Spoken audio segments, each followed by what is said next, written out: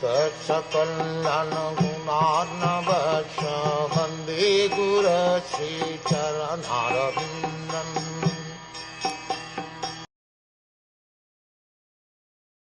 Generally, the transcendentalists, even though engaged by others in the dualities of the material world, are not distressed, nor do they take pleasure in worldly things, for they are transcendentally engaged.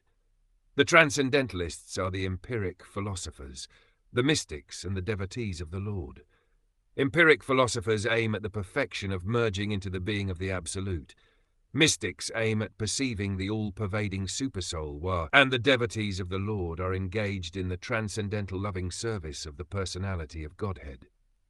Since Brahm, Paramatma, and Bhagavan are different phases of the same transcendence, all these transcendentalists are beyond the three modes of material nature. Material distresses and happinesses are products of the three modes, and therefore the causes of such material distress and happiness have nothing to do with the transcendentalists. The king was a devotee, and the rishi was a mystic. Therefore both of them were unattached to the accidental incident created by the supreme will. The playful child was an instrument in fulfilling the Lord's will.